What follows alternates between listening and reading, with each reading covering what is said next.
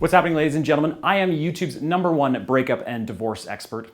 My name, of course, is Brad Browning. And if you guys want to learn more about me or see how I've helped tens of thousands of people like you win back an ex and get over a tough breakup, visit breakupbrad.com and check out my full videos on there.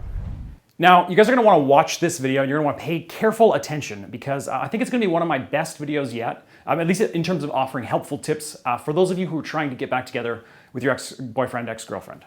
So last night I spent a good 2 or 3 hours just digging through thousands of recent comments on my YouTube videos.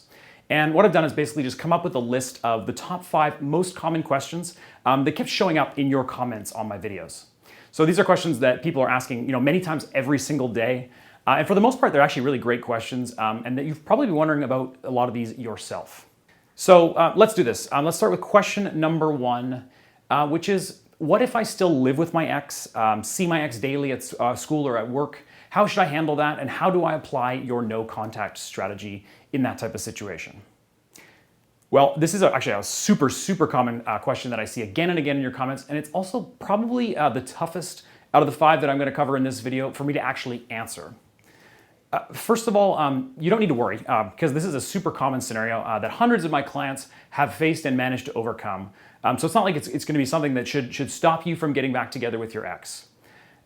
As for no contact, I still strongly recommend that you limit communication to the essentials only. Just reply and engage your ex when it's critical to do so in order to avoid conflict or avoid upsetting your ex.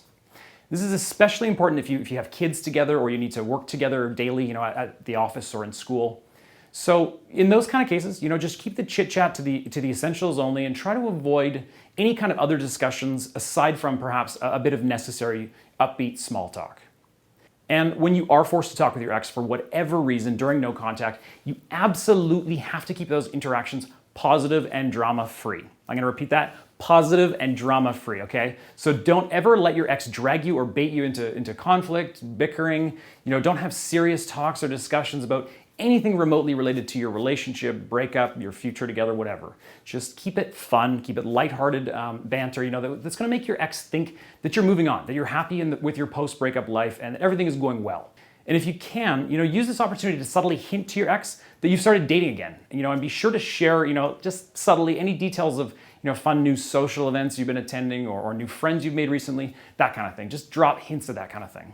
And lastly, don't make it obvious to your ex that you're trying to avoid him or her. Sure, it's fair and reasonable to want some space and privacy after a tough breakup, so that's obviously not a problem.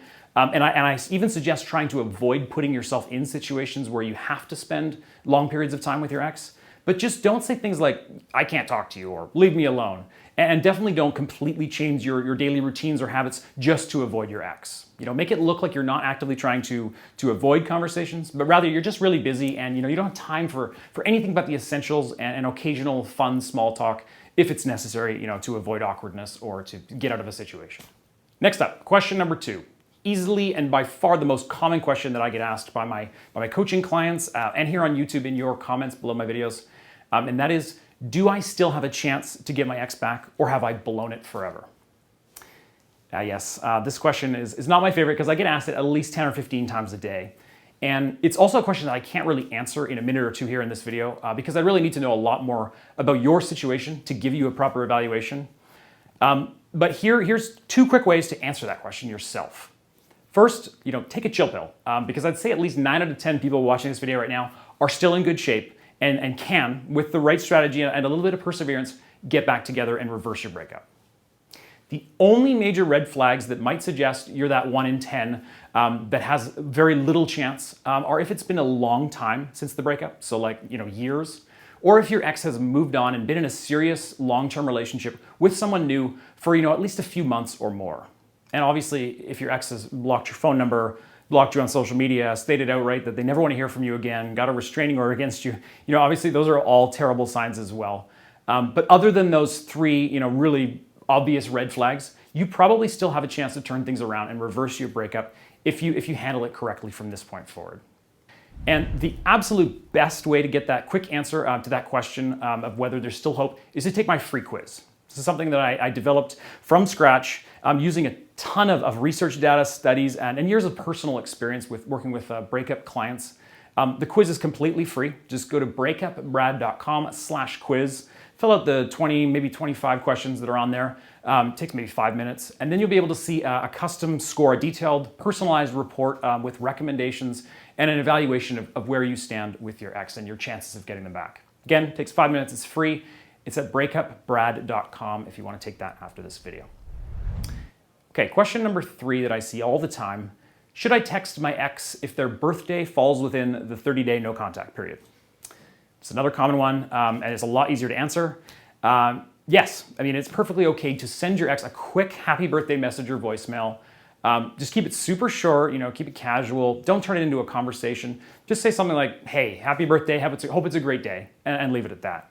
Same thing applies to major events like college graduations, death of a family member, those kinds of things. For those, it's okay to break no contact. Just keep it to a simple, quick message, and only, like I said, if it's a major event that falls during those 30 days of no contact. Otherwise, don't reach out. Question 4.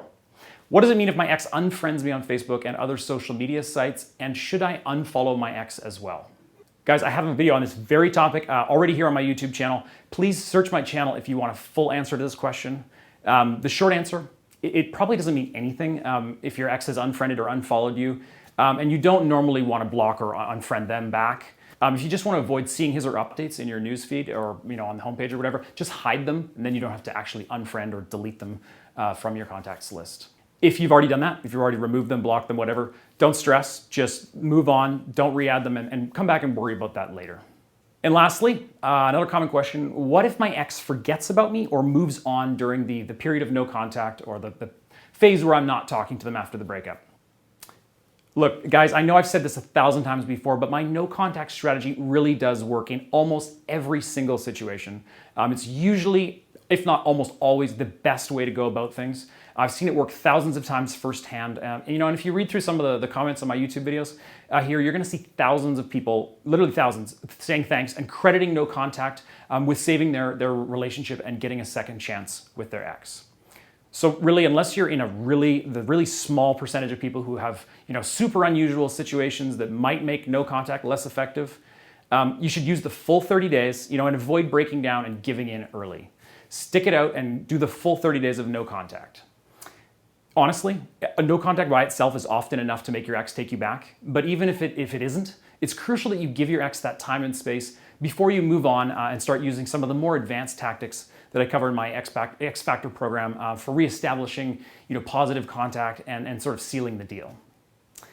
And guys, please, like I said earlier, watch my full video presentation at breakupbrad.com for more info and more tips on how to apply no contact in your breakup situation. The video, I've got one for men, one for women. They're at breakupbrad.com. They're free, and you're gonna learn a lot if you watch those videos to the end. So definitely check that out at breakupbrad.com.